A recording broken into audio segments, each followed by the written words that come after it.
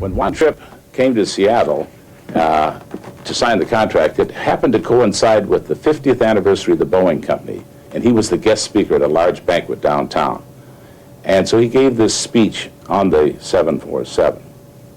And he was a very idealistic man anyway. He'd started more or less international travel by, spawning Pan Am from the days when there were prop airplanes flying and so forth. And he said, I think that the 747 is a great weapon for peace, and it's really competing with the intercontinental missiles for man's destiny, which sort of surprised us all. And he thought it was going to win. And he explained that when you got millions of tourists flying back and forth between countries and they were exchanging their goods and produce and products and so forth, that you'd learn to like each other before and do business with each other before you'd blow them up, I suppose. And turns out that he's pretty close to right, because 20 years later we're bringing out a new airplane, the 747-400 version, and that year Reagan and Gorbachev have decided to scrap missiles. And so, and we're doing it's a trillion revenue passenger miles will be flown in 1989. So Juan Trippe was really a prophet. 16 août 1989, Sydney, Australie. Un Boeing 747-400, le dernier des 747, se pose sur l'aéroport international en provenance de Londres après un vol sans escale de 20 heures, 9 minutes et 20 secondes, réussissant ainsi le plus long vol sans escale de l'histoire de l'aviation commerciale. Le 747 était dans sa 21e année quand il a fait franchir à l'aviation mondiale cette nouvelle étape. L'épopée du 747 a commencé à des milliers de kilomètres de Sydney bien des années auparavant, précisément le 6 juillet 1916, le jour où William Edward Boeing a fondé la Pacific Aero Products Company à Seattle dans l'État de Washington, au nord-ouest des États-Unis. En 1917, avec l'entrée en guerre des États-Unis contre l'Allemagne, Bill Boeing reçoit commande pour 50 exemplaires de son avion d'entraînement modèle C. La Pacific Aero Products change alors de nom, elle s'appellera désormais la Boeing Airplane Company. En mars 1919, Bill Boeing et son pilote Eddie Hubbard ont effectué le premier vol postal international entre Seattle et Vancouver. En 1928, le Boeing 80A a été le premier avion à avoir à son bord ce qu'on appelait à l'époque une infirmière de l'air, c'est-à-dire une hôtesse. Les progrès dans l'utilisation des métaux ont conduit à une série de monoplans à aile basse avec revêtement métallique tels que le XB9 et l'avion postal Monomail. En 1934, Roscoe Tanner révolutionne le transport aérien des passagers en faisant Londres-Melbourne aux commandes d'un Boeing 247. En 1933, le 247 réduit de 27 à 19 heures le temps de la traversée des États-Unis. Il faut dire qu'avec ses deux moteurs Pratt & Whitney, montés dans des nacelles profilées, le 247 volait 80 à 110 km/h plus vite que n'importe quel autre avion de ligne de cette époque. Sa modernité a conduit le 247 à sa perte, car TWA a demandé à Douglas de lui fabriquer un appareil concurrent. Le résultat sera les DC-2 et DC-3 qui ont rendu le 247 obsolète. Boeing concentre alors ses efforts sur la taille de ses avions et met en chantier le XB-15. L'augmentation de la taille des avions a imposé l'usage de 4 moteurs. Ce prototype a été le premier gros avion à exploiter les derniers progrès de l'aérodynamique et des propulseurs à haute performance.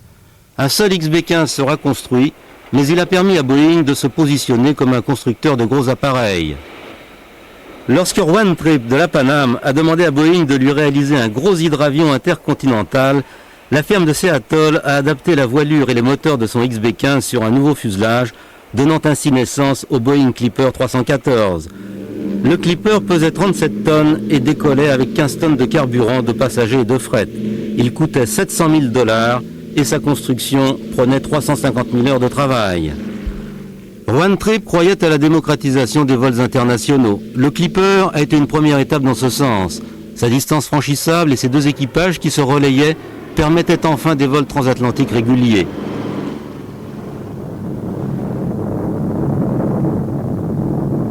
Simultanément, Boeing s'était engagé sur une autre voie. En concevant et en construisant le 299, le prototype des bombardiers B-17 Flying Fortress, la firme de Seattle avait adapté la technique du quadrimoteur à un fuselage plus petit que celui du XB-15 pour obtenir de meilleures performances. Un fuselage pressurisé en forme de cigare marié aux ailes et à la queue du B-17 donneront le quadrimoteur Stratoliner. À haute altitude, un compresseur fournissait de l'oxygène au moteur et alimentait la cabine passager en air pressurisé. Ce n'était pas le premier quadrimoteur commercial, mais le seul avion de ligne pressurisé. Rowan Tripp en a commandé 4 pour Pan Am, TWA a suivi avec une commande de 5. Le premier Stratoliner décolle le 31 décembre 1938 et démontre qu'il peut voler à 8000 mètres d'altitude avec 33 passagers à bord.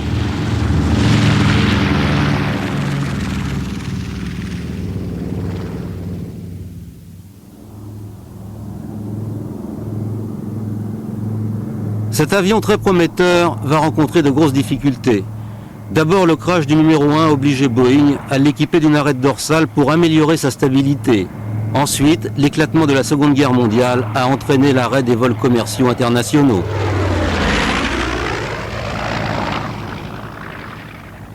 Cependant, les progrès dans le domaine des compresseurs, de la pressurisation et des turbocompresseurs ont servi au développement des bombardiers lourds Boeing. Les 12 000 B-17 fabriqués ont joué un rôle capital dans l'effort de guerre des Alliés, en larguant leurs bombes, mais aussi en abattant pratiquement autant d'appareils ennemis que tous les autres avions américains réunis.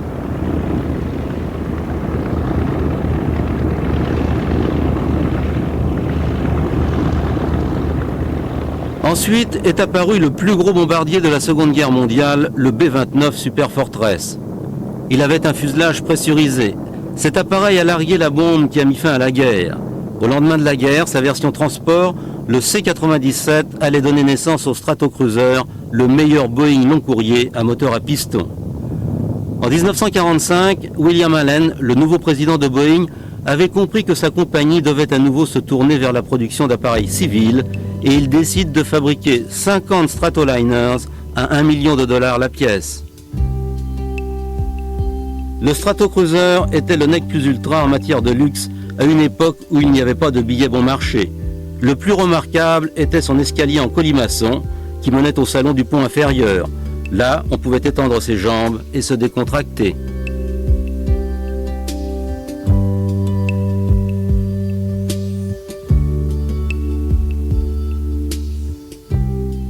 Il y avait aussi un salon réservé aux femmes où elles pouvaient se refaire une beauté.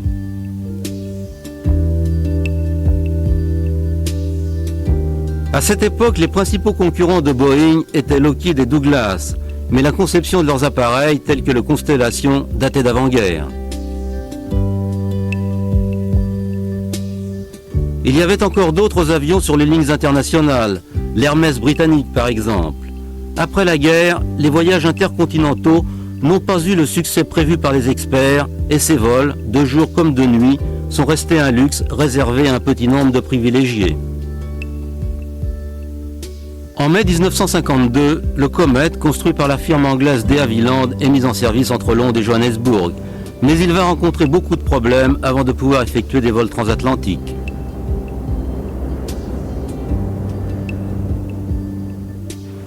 Le besoin d'un nouvel avion ravitailleur a aidé au développement des avions de ligne à réaction.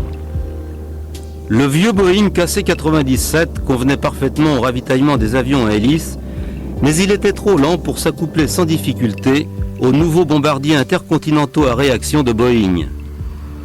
Le B-47, apparu en 1947, était équipé de 6 réacteurs General Electric J-35 suspendus dans des nacelles au-dessous de ses ailes en flèche.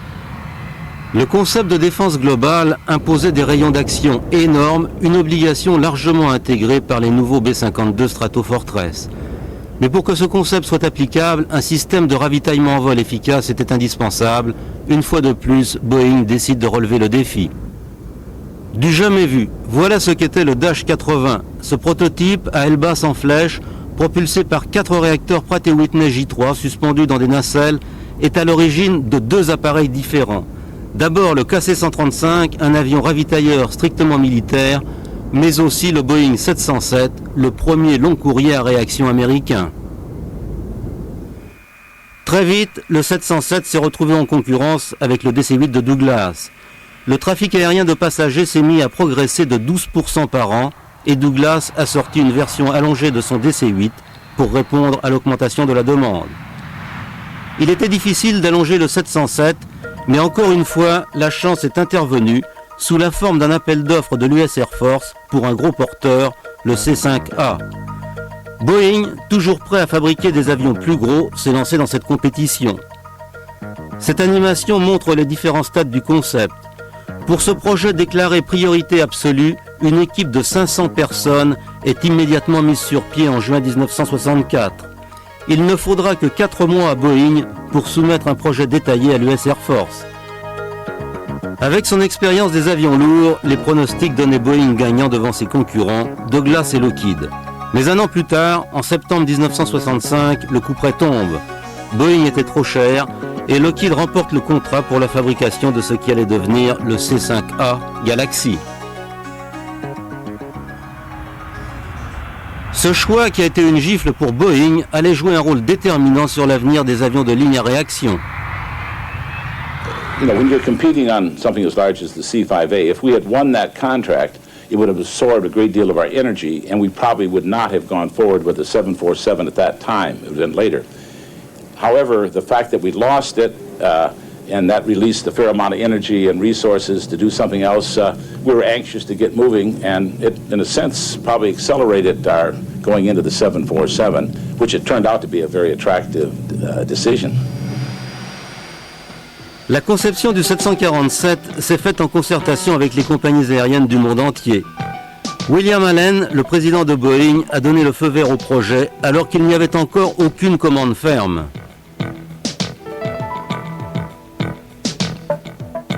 Juan Trippe de la Pan Am, qui avait déjà fait beaucoup pour les Boeing Clipper, Stratoliner et Stratocruiser, a décidé de lier une fois de plus son destin à celui de la firme de Seattle. Well, Juan Trippe got intrigued in it, and Bill Allen and himself, they said, well, what about it? And our designers said we could design and build it. And he said, if you can build it, I'll buy it. And between the two of them, they struck sort of a deal that they sort of sealed with a handshake. If we would go ahead, I believe the timing this was in February of '66. If we'd agree to build the airplane, that he would buy it, we said, well, we'd have to have orders from at least 3 airlines for 50 aircraft. And if that was the case, we'd go ahead on August 1st of 1966.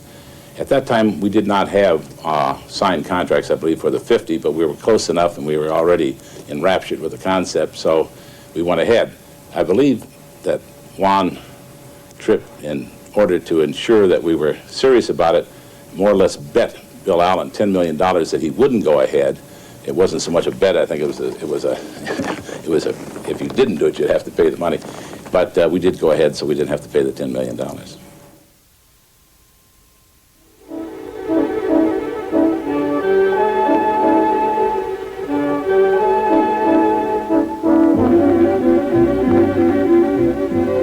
On July 25th, 1966. Le 25 juillet 1966, la société Boeing a décidé de transformer cette forêt en une des plus grosses usines du monde. C'est ici que le plus grand hangar jamais construit allait être monté pour assembler le plus gros avion commercial à réaction de toute l'histoire de l'aviation, le 747.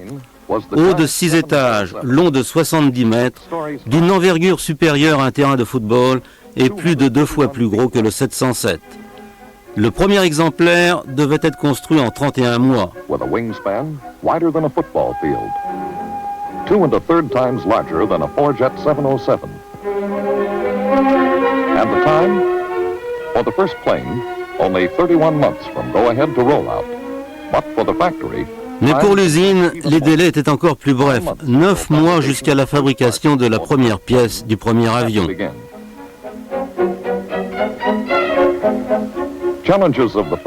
Cette usine était un premier défi, celui de la construire dans les délais, de ne pas prendre de retard pour l'avion lui-même.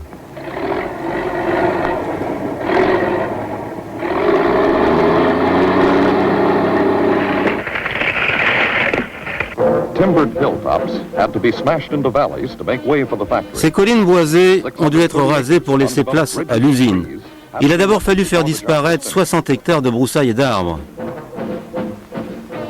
More than 250 contractors. Plus de 250 entreprises de construction, dont des sous-traitants et des loueurs de matériel, ont participé à sa construction. Contractor labor force on the site alone. Rien que sur place, il y a eu jusqu'à 2800 personnes représentant tous les métiers de la région de Puget Sound.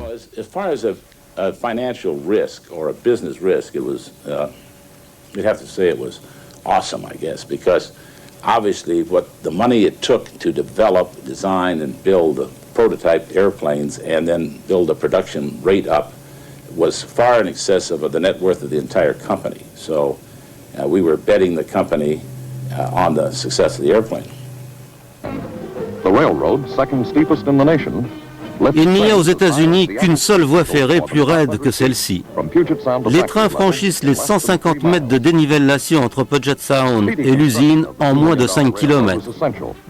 La construction rapide de cette voie ferrée, qui a coûté 2 millions de dollars, était capitale à l'acheminement des matériaux pour construire les bâtiments et ensuite à celui de l'outillage des chaînes d'assemblage. We threw many men and much equipment into that gulch in order to build that railroad. It was tough to get the ballast down and to get the tracks laid. It was thought that we could never do it, but we were able to bring it out on schedule. The head of facilities for me, a fellow named Bain Lamb, that was building this world's largest building, he used to be a quarterback on the University of Washington Huskies, and I had been a guard at Georgia Tech, and he never liked taking orders from a guard anyway, but he came to me one day and he said, you know, we're not going to get that on time. And I said, the devil, we're not, you know, what do you need? You know, he said, well, I need more people. And I said, you've got them. And then he said, I need more equipment, you know, our earth moving car. I said, you've got it. And he said, I need more money. He said, don't bother about it. You know, we'll get it for you. And he said, I need 2 weeks of clear weather. And I said, you've got it, you know. And then, well, as it turned out, God got even because it rained 67 days in a row. There were always problems. Il y a eu beaucoup de problèmes. Sitôt le terrassement terminé, la pluie envahit le site et les engins s'enlisaient. Equipment mired down.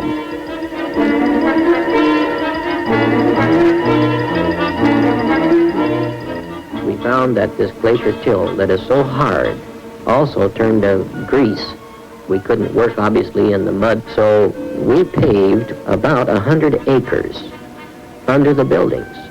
Then we were able to work out of the dirt and out of the mud. Le gigantisme et la rapidité du projet nécessitaient des contrôles sévères à chaque étape, comme nous l'explique Bain Lamb, le responsable du chantier. Every single thing that goes on in the project is scheduled and planned in this room. We can tell in an instant whether or not we are ahead or behind schedule. La visibilité était parfaite à chaque stade du projet. Les planificateurs se sont rendus compte que le déroulement de plusieurs activités en même temps posait problème. The contractors we knew were going to be in the area adjacent to our people, overhead, in the structures, in the towers, underfloor, in the trenches and the ducts. At the same time, Boeing people would be trying to produce the parts that would later go into the airplane. Pendant ce temps, Joe Sutter, l'ingénieur en chef du projet 747, avait passé plus d'1 an avec son équipe à finaliser le dessin de l'avion pour être sûr que la construction de la maquette grandeur nature pourrait commencer dès que le bâtiment serait prêt, voire même avant en cas de besoin. Dès que cela était possible, les équipes ont emménagé. Alors qu'on finissait de monter les cloisons des bureaux dans une des tours, d'autres équipes continuaient à travailler sur le toit. Pendant que les électriciens tiraient des lignes et des gaines, les métallurgistes terminaient un mur sur le côté du hangar.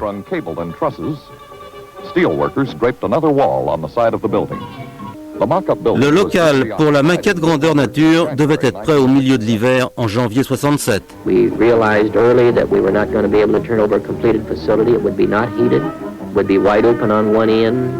The floors would still be curing out. The shell is about all we had to deliver. Malgré le froid, les équipes ont emménagé. Tout le monde portait des gants, des anoraks et des casques de chantier. They were very, very motivated. The workforce, there was no need to try to energize them. They were on a very romantic task. They're building the world's largest airplane.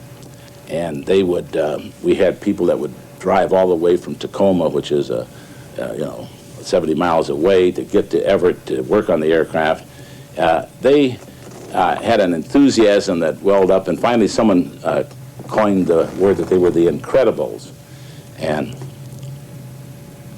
I'm trying to think of who decided, but they got a Paul Bunyan insignia and put it on their hard hats. They had to work on hard hats because the building was still under construction, and on their lunch pails, and they had them on their jackets and what have you. And they really did a yeoman's job, yeah.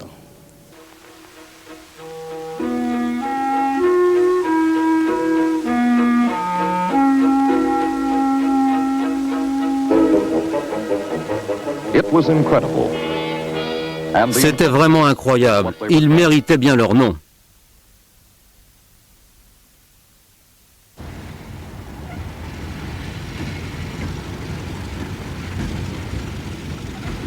La voie ferrée de Puget Sound à Everett arrivait directement dans l'usine pour acheminer les millions de pièces indispensables. L'usine était une véritable ville. C'était le plus gros bâtiment du monde.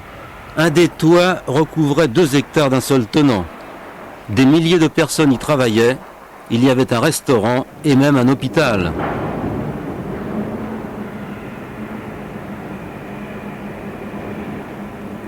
Une scène grande comme 40 terrains de football n'attendait plus que l'entrée de l'acteur principal. Ces lignes avaient été polies et affinées durant des mois par toutes sortes de gens qui s'étaient appliqués à ce que tout soit en ordre pour le lever de rideau le soir de la première.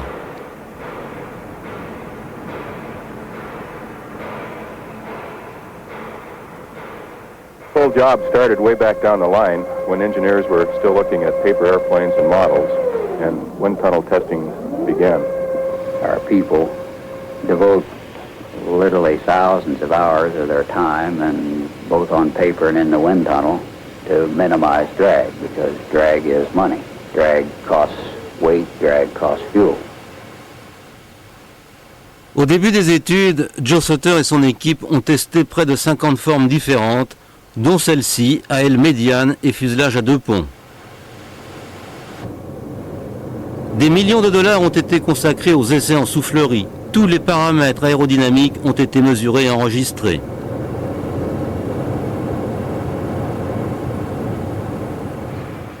Boeing avait besoin d'un tout nouveau réacteur pour propulser le 747. C'est Pratt & Whitney qui le fournira. Pratt & Whitney avait déjà travaillé sur un projet similaire mais plus modeste au moment de l'appel d'offres du C5A. C'était un réacteur à double flux à fort taux de dilution, le JT9D, une évolution de turboréacteur. Sa poussée était de 20 tonnes, c'est-à-dire à peu près 87 000 chevaux. Pratt & Whitney ne pouvait pas attendre que l'avion soit terminé pour essayer son réacteur. Ils ont donc loué à l'US Air Force un B-52 sur lequel ils ont installé un JT9D à la place de 2 des moteurs du B-52.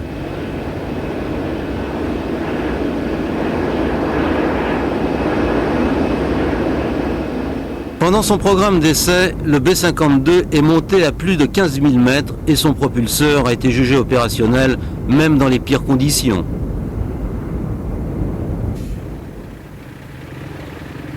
Cet engin, surnommé la menthe religieuse, a été construit pour habituer les futurs pilotes de 747 à se trouver à 10 mètres du sol au roulage. Le chef pilote d'essai du 747, Jack Wendell, a participé très activement à ses premiers essais. Une fois entraîné, il arrivait à se garer avec une précision de 15 cm. Cela prouvait aux acheteurs de l'avion géant qu'il n'était pas ingérable dans les aéroports.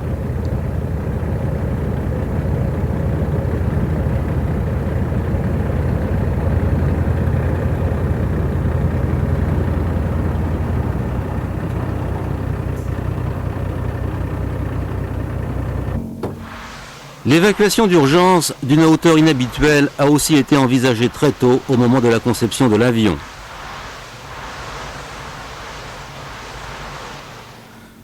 Les pilotes ont été mis en situation grâce à un simulateur de vol équipé d'une caméra vidéo télécommandée qui survolait une maquette à l'échelle d'un terrain d'atterrissage. À l'intérieur du simulateur, les pilotes contrôlaient la vitesse, l'altitude, la position, conformément au comportement prévu du gros avion d'après les calculs des ingénieurs. La maquette grandeur nature du 747 a été construite comme un outil de mise au point pour essayer toutes les pièces et tous les systèmes qui devaient être montés dans l'avion. Elle permettait de s'assurer que les 4,5 millions de pièces de ce puzzle s'emboîtaient correctement.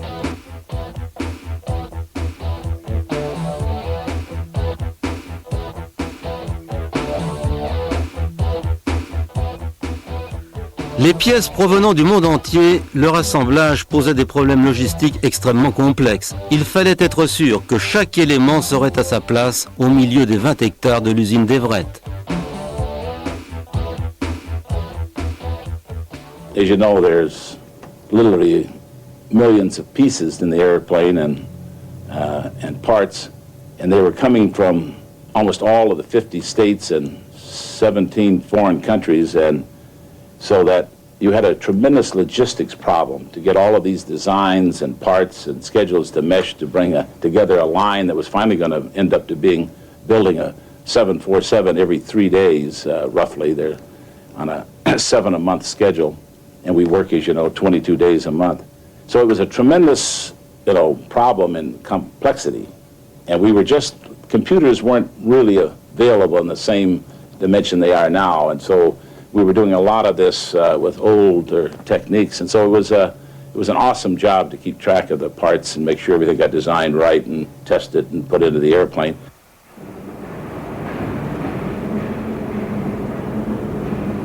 La dimension de ce projet et son côté révolutionnaire impliquaient la mise au point de nouveaux matériaux et de nouvelles techniques. Il a fallu installer un atelier de mécanique à Auburn, au sud de Seattle, pour fabriquer l'outillage et les gigantesques gabarits d'assemblage qui n'existaient pas. Pour travailler plus vite et avec plus de précision, on a fabriqué des riveteuses spéciales d'une très grande complexité. Sans ce genre d'innovation qui permettait d'accélérer la construction, la fabrication du 747 n'aurait pas été rentable.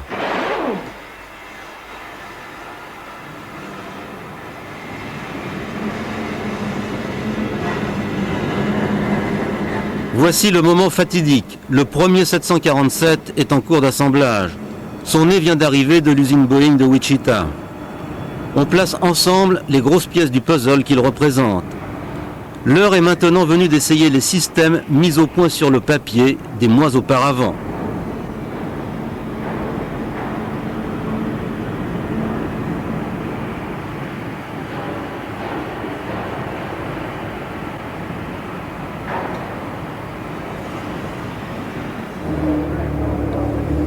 Les tolérances admises étaient les plus faibles jamais imposées à un constructeur.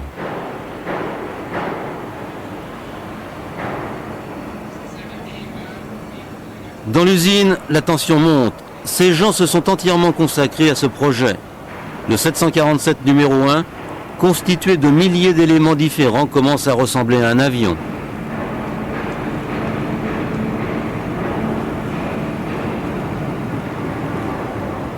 Son empennage est haut comme un immeuble de 6 étages, une hauteur donc plus élevée que l'altitude atteinte en 1903 par les frères Wright à Kitty Hawk. Sa longueur dépasse aussi la distance parcourue par les frères Wright ce même jour.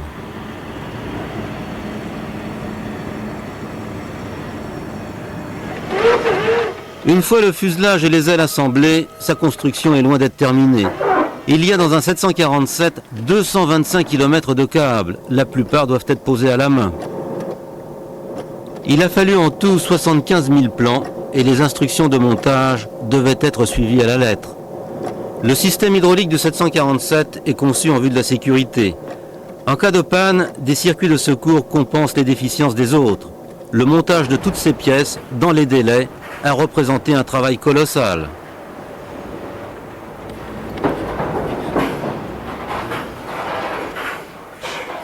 I can remember it being a all-encompassing job. We spent 365 days a year working on it and 7 days a week. I think we would have averaged something like 12, 14, 16 hours a day, the management. Some people said, I don't understand how Boeing can put an airplane out in 4 years. Well, another way is we did it in 8, but we crammed it into 4. It was a compelling job, and everybody that worked on it was sort of swept up into enthusiasm for doing it. 26 months ago, as we stood amidst the forest up here at Everett, and the decision was made to go forward with the 747 program, the magnitude of the task that we were faced with really looked formidable. Le lundi 30 septembre 1968, Bill Allen a pu voir son rêve réalisé. We have an airplane now, a remarkable one. Let us move forward to see it in service on the airlines.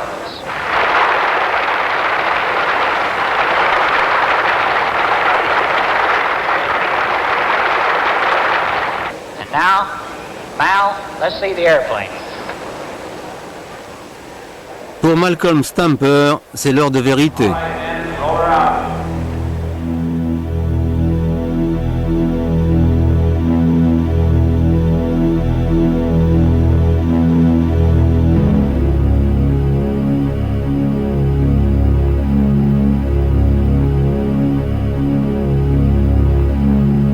Parmi ceux qui ont assisté à l'inauguration, certains se souviennent qu'au premier abord, il n'avait pas l'air si gros.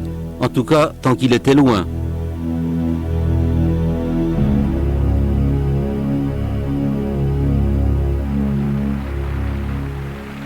« 26 hôtesses de l'air, représentant les 26 compagnies aériennes qui avaient commandé au total 158 appareils, ont participé au baptême. »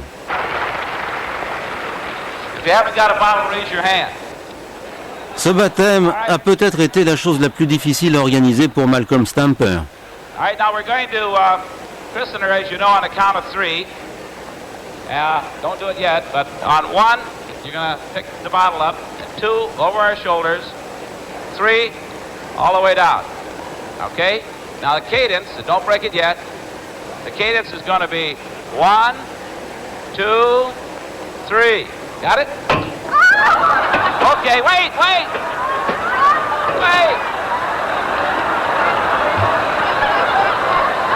All right. We'll do it again. 1, 2, 3.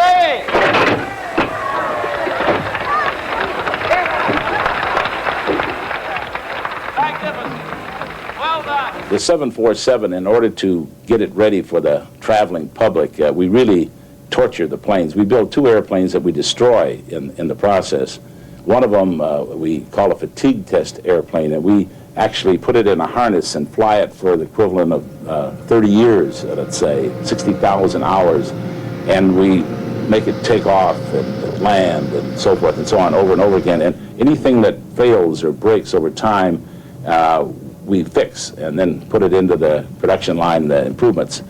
We also take the airplane and break another airplane and break it up in pieces. We want to know what it takes to break a wing. If you take the wing of a 747, you can deflect it 29 feet at the tip before it breaks. And that's quite a scene to watch it when it finally lets go. I mean, it sounds like an explosion.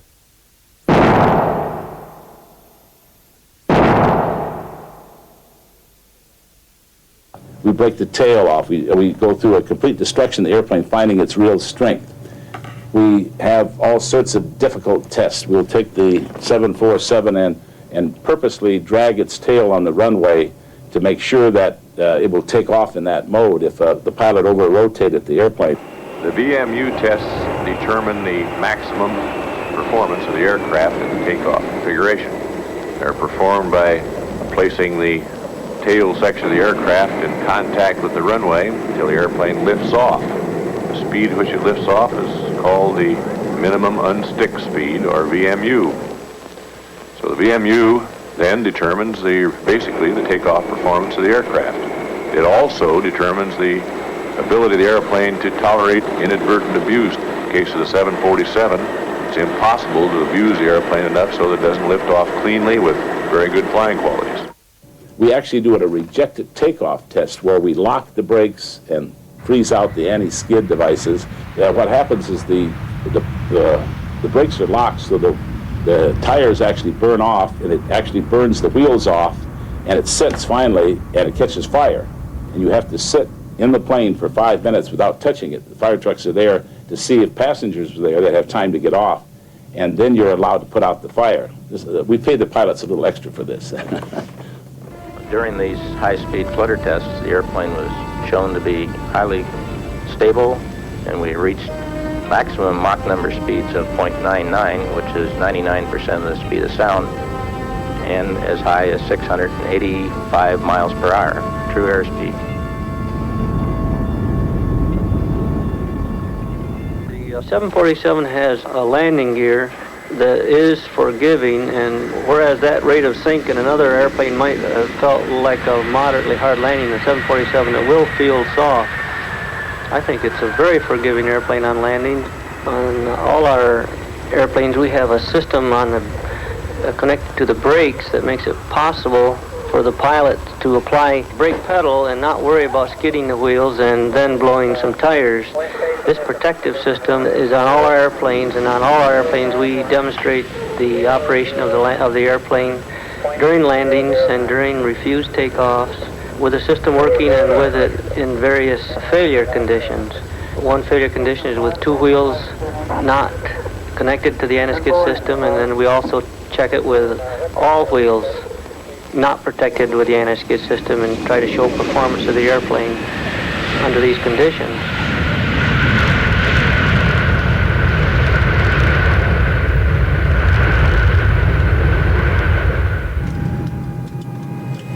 I thoroughly enjoy flying the airplane. I get a big charge out of it and enjoy it. It has no bad characteristics. It's an honest airplane, and I'm not just saying that from a sales standpoint. I think it's really a good airplane from a piloting and also from a passenger standpoint. When you get in the airplane, it does seem very high up. Your eye level's approximately 27 feet high above the ground. However, you've got very good visibility looking down, so you can see very close to the nose of the airplane. As far as taxiing, it's much easier than, say, a 707 to taxi. After taxiing around for a little bit, or even the landings or the takeoffs, it seems very normal, and the other airplanes seem like they sit too close to the ground.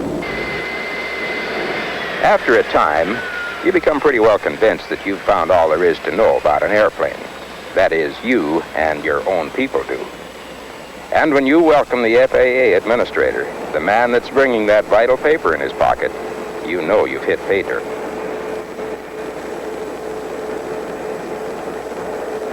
You know, a stroke of the pen doesn't take very long, but the short is a big stroke, really. I did sign the airplane flight manual there. I'm going to sign now the production certificate and the production limitation record. This concludes the final type certification board for the Model 747. The outcome of this effort is that we find the Boeing 747 as meeting or exceeding the safety standards developed from the experience of the Federal Aviation Administration.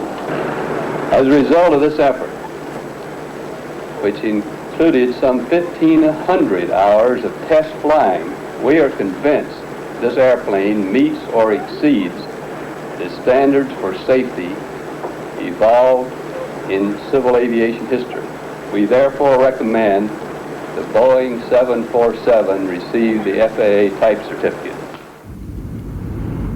Le 747 était désormais en service. Sa production en série a commencé à l'usine, mais son développement s'est poursuivi. Moins d'un an plus tard, un nouveau modèle, le 200B, volait. Le seul changement apparent était le nombre de hublots de son pont supérieur. Il avait conservé la même apparence et la même facilité à voler dans le monde entier.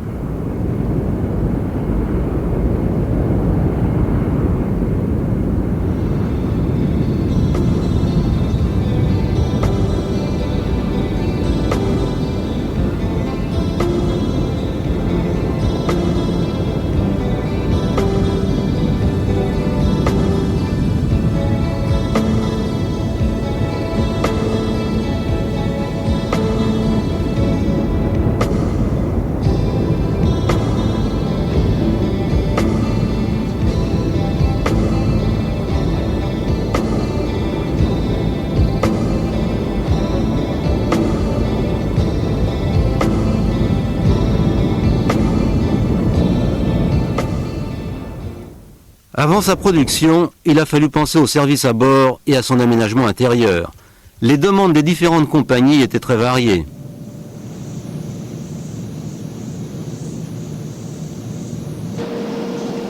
Cette version Air India du milieu des années 70 est un des exemples les plus exotiques de décoration intérieure.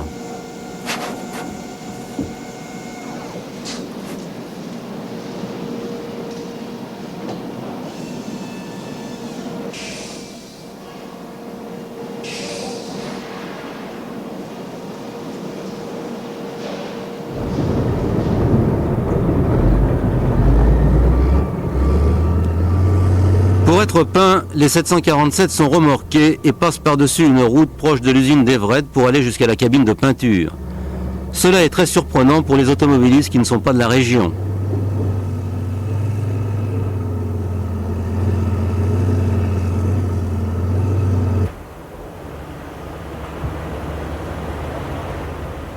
Le masquage des surfaces du fuselage peut être très complexe en fonction des couleurs de chaque compagnie aérienne.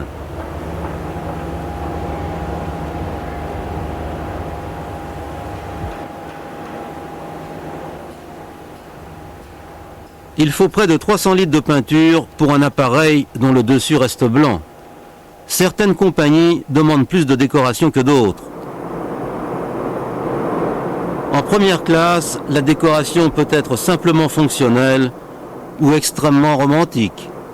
I think at last count we may have been building 9 or 10 different models of the 747 because you need them for different things. For instance, the Japanese, who had a regional length stage route for the planes flying between their various provinces, wanted a plane that took off and landed quite frequently. So we went in and changed the landing gear and the flap system to accommodate that and called it a short-range 747, 747 SR.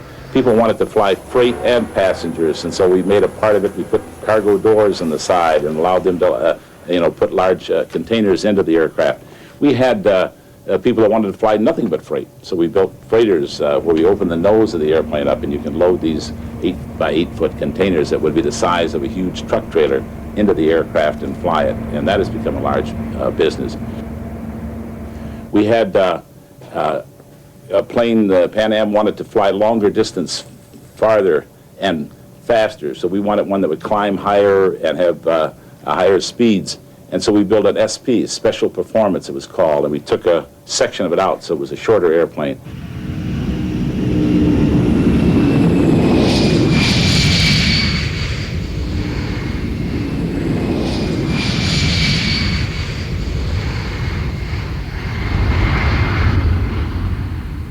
...747, 747 SR, 747 Combi, 747 SP... Mais que veut dire 747? Well, Boeing has always had sevens in their aircraft numbering. B-17, even the B-52, you add 5 and 2 together, you get 7, I guess, so that maybe a little bit of mystique. And we built a 707, which, by the way, had 4 engines, and then built a 727, which had 3 engines, and a 737 that had 2 engines. So you can't make any sense out of this, except the 747 was next in line for the number, and so we used it. Where 747 has 4 engines.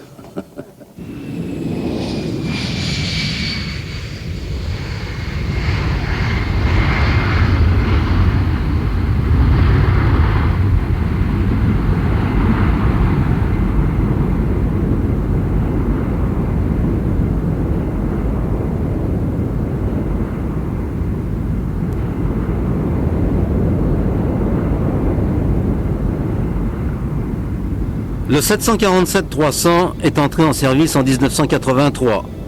Il avait un pont supérieur allongé qui permettait aux compagnies de rajouter 44 places en classe économique, ce qui faisait un total de 90 à ce niveau.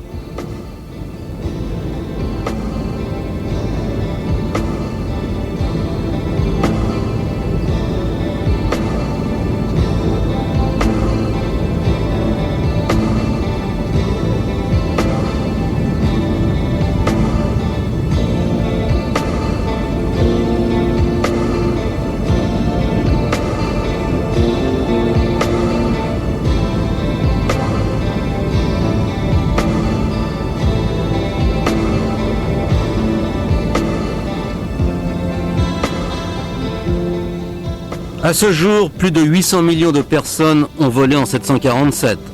C'est l'avion le plus connu du monde, il a révolutionné le transport aérien. Actually, the 747, and we talk of it in cents per seat mile, but it's inexpensive enough now to make it open for everyone. Everyone can fly today. Une bonne partie de la révolution s'est déroulée dans les aéroports eux-mêmes. La conception des terminaux a radicalement changé pour faire face à l'augmentation du nombre de voyageurs. Des couloirs d'embarquement ont remplacé les escaliers et il y a partout des tapis à bagages. Le 747 a été construit à plus de 700 exemplaires et à quelques exceptions près, ils sont encore tous en état de vol. Ils sont répartis entre 70 compagnies et opérateurs aux quatre coins du globe. Cet avion a transformé notre façon de considérer le voyage. Depuis 1968, il n'a cessé de rapprocher les continents et considérablement accru le nombre de personnes pour qui l'avion est devenu une réalité quotidienne abordable. Plus de 800 millions d'entre nous ont déjà pris place dans un 747 et ce chiffre ne cesse d'augmenter de plus en plus vite.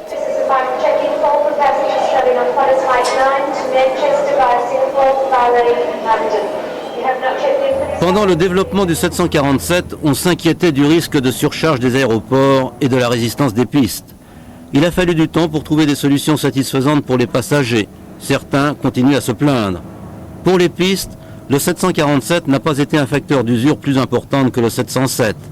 Malgré quelques accidents en vol, ses résultats en matière de sécurité sont de tout premier ordre.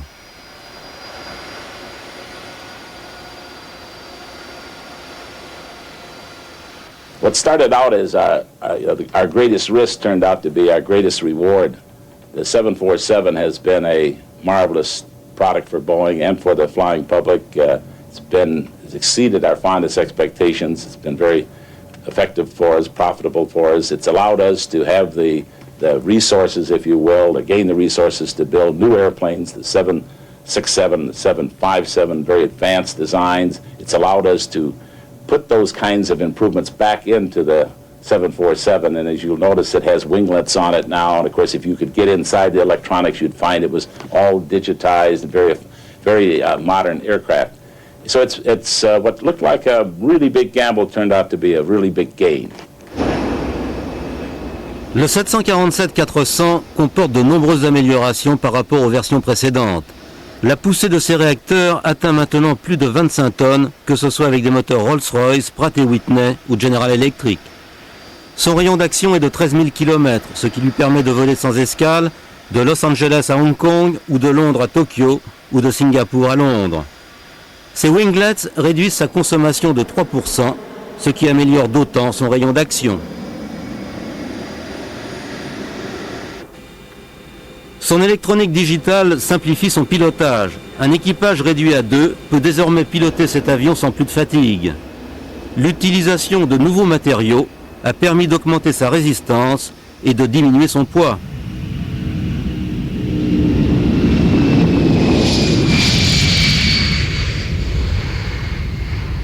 We originally started out, we estimated there might be 600 747s, built in time.